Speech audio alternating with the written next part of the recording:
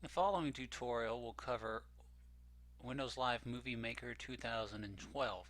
We'll cover the basics in this tutorial over importing video and music, animations, which are transitions, and a few visual effects, and then we will also cover how to properly save files at the end, and if there's time we will discuss how to integrate this into your classroom. One of the first things you need to do is when you're searching for Movie Maker in your start panel, if you're using Windows 7 or whatever you may be using, and type in Movie Maker, make sure that it just says plain Movie Maker, just like so.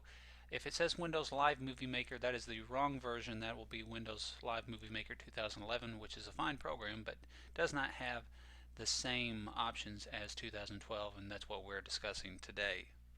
So getting started, when you open up Windows Live Movie Maker, you can add video or photos in two different ways. You can click here and the options will come up for you to pick anything that you'd like from videos or pictures. You can also click over here on the button that says add videos or folder, or if you are down at the bottom, you can drag and drop videos or photos straight in. For the purpose of this video, I'm going to show you how to use the buttons at the top. So I'm going to click on add videos. You just then search for your video. It can default to videos or pictures, wherever you're looking for. In this case, I'm going to do a video about moon phases.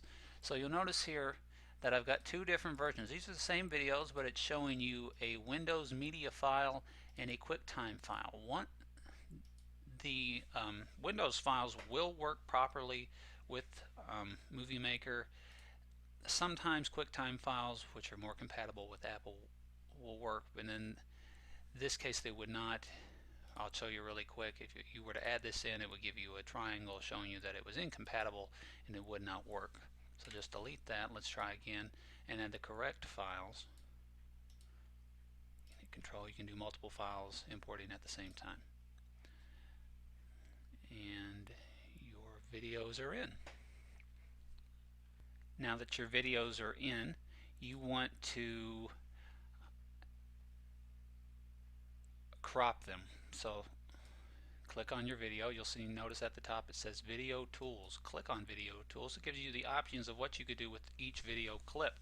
You'll notice that you have different things here. You can choose from video volume, which can make the audio in the clip louder or softer. Right now we're going to keep it at medium. You can fade it in and out at different speeds. You can make the video go faster or slower if you want to go slow motion, depending on what you want to do. In this case, if you wanted to go normal speed, leave it at 1x.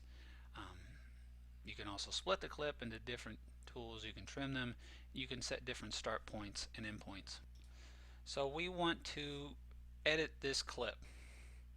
We'll press play, and I don't like the beginning of the video, and I want to kind of shorten it. So I press play. So that was a little bit long for me. I'm going to roll it back just a little bit just by clicking on the black line. I can do this in two different ways. I can either click split and split it into two different clips and then delete this clip, or I can find where I want to put my video and hit set start point. And that's doing the same thing. That's a little bit easier to do. Depending on what you're doing, if it's at the beginning of a clip, set start point's your easiest bet. If you're out in the middle here, say I don't want,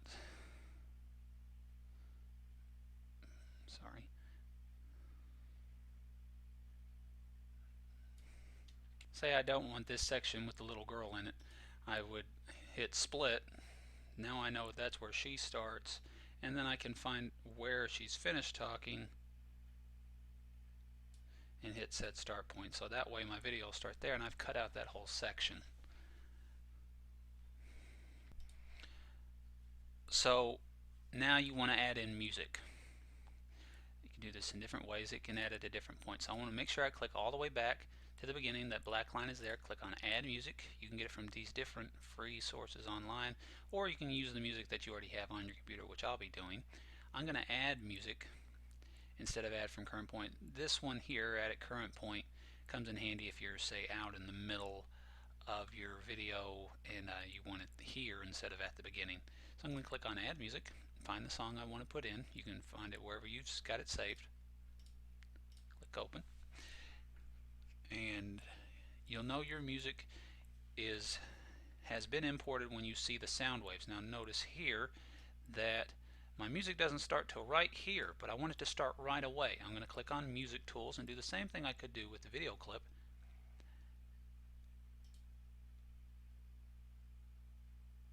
And hit Set Start Point. Now my music will start right away. Listen. Okay. So you need to find the fine balance between the volumes in your music and your video. So click on Music, Volume. Let's turn that down a little bit. Click on Video Tools. You'll have the different toolbars here depending on what you're using. If you are doing text, which we'll show you in a minute, that'll be pink up here and it'll say Text Tools. Click on Video Volume. You want to turn that up just a little bit. Let's try it again.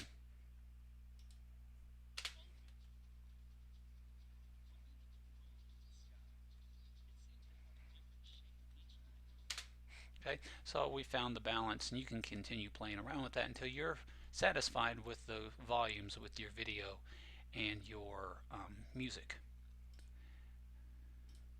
Again, you can do the same things as the video. You can split, set start points and end points, and fade in, fade out in volumes. So now we want to add in a title. If you want to add in titles, easy, just click on title. It'll give you a title screen. You can type in anything you'd like here. Maybe you want to call it Moon Phases, and then that way you would press play. Maybe that's a little bit too long. Click on the title, double click, you'll see duration. You may want to shorten that maybe to 3 to 5 seconds, whatever you want, and then click on Text Tools. You'll notice that the clip here is 5 seconds, but the duration of the text is 7, so you're going to want to shorten that to equal whatever you set as the other clip. And if everything lines up, you know that they're the same. Okay, say you don't want that, delete it. Click on Caption. This way you can put in your own words. You can move it around wherever you like in the video clip and add in notes while they're talking. You can change the font colors and change the font itself, change the size, play around with it. You can play around where you'd like it to be more transparent, or center to the right, or line it to the left, wherever you would like. Okay. Clicking on Animations, this is where you find your transitions. It's easy to do. Just hover over an animation and it will preview it for you, see what you like. Just click it. Say that I want a transition going in. I'm going to fade in. Notice the duration is a minute. It's a second and a half. You can change the durations there. That comes in handy, especially in the middle of a clip. I may make that half a second. I may do the same thing here. It gives me different options. There's a good preview because it might cut off the last clip going into the next clip. So you want to play with the durations to make sure you don't cut off anything. Over here it has different pans and zooms. Play around with those animations as well. That's all up to you if you like it. You don't have to choose it. That's a good part. Hover over it and pick and choose what you like. Visual effects at the end, the one I like to use, say I click on this last one and I want it to fade out to black just like a movie. I can fade out to black, hover over it, it'll tell you what it's going to do, so that way when I get to the end of the clip, it fades out. Okay. So finally, how do you save your project? You can save in two different ways. You can click Save up here in the top left corner. That saves the project file. That's important to do, but when you're wanting to save this as a finished video, make sure you click Save Movie over to the right, click on For Computer or whatever you want to use it for. Make sure it says MP4, whatever format you'd like to use. If you want to make it Windows Media, that's fine. Pick your destination, give it a title, and click Save. It'll then process the video as a MP4 or WMV, and you're all set. And that was the basics quickly about Windows Live Movie Maker 2012. You can integrate this into your classroom easily, just like I did, picking clips from United Streaming or YouTube or wherever you may find on the internet, put them together, and just do more intentional videos for your classroom. You can also have your students make their own videos with however you'd like to use your assignments and your content. That's up to you, but the kids will enjoy using Movie Maker. It's very user friendly, and you'll find that it's a good time. Feel free to watch this again if you need any extra help, or it was too fast in sections and you need to slow it down. But again, this was a tutorial over how to use Windows Live Movie Maker 2012.